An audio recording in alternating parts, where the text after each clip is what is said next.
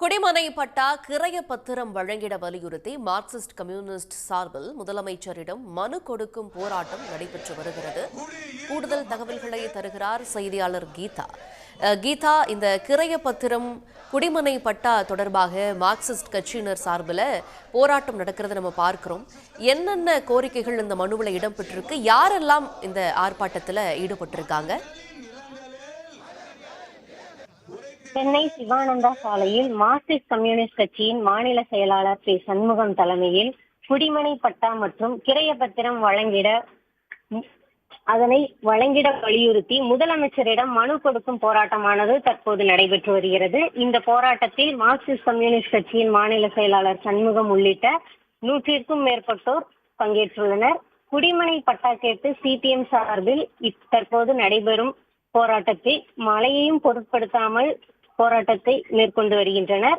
சென்னை மற்றும் சென்னை புறநகர் பகுதிகளில் நீண்ட காலமாக குடியிருக்கும் மக்களுக்கு வீட்டுமனை பட்டா வழங்கிட வேண்டும் எனவும், அரசு புறம்போக்கு நிலங்கள் அரசு கொடுத்த மாற்று இடத்தில் வீடு கட்டி குடியிருப்பவர்கள் நீர்பிடிப்பு பகுதியை தவிர்த்து பயன்பாடற்ற பகுதியில் வசிக்கும் மக்களுக்கு இந்த பட்டாவை வழங்கிட வேண்டும் என அவர்கள் கோரிக்கை வைத்து வருகிறார்கள்.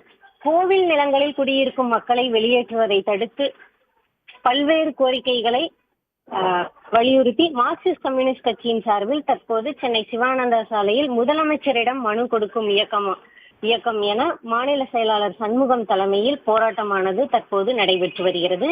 இந்த போராட்டத்தில் மாநில செயலாளர் சண்முகம், அரசியல் தலைமை குழு உறுப்பினர் வாசுகி மற்றும் மார்க்சிஸ்ட் கம்யூனிஸ்ட் கட்சியினர் பலர் கலந்து கொண்டு தற்போது மழையிலும் பொருட்படுத்தாமல் போராட்டத்தை மேற்கொண்டு வருகின்றனர். விவரங்களுக்கு நன்றி கீதா. உடனுக்குடன் செய்திகளை தெரிந்து கொள்ள சன் நியூஸ் பெல் ஐகானை கிளிக் பண்ணுங்க.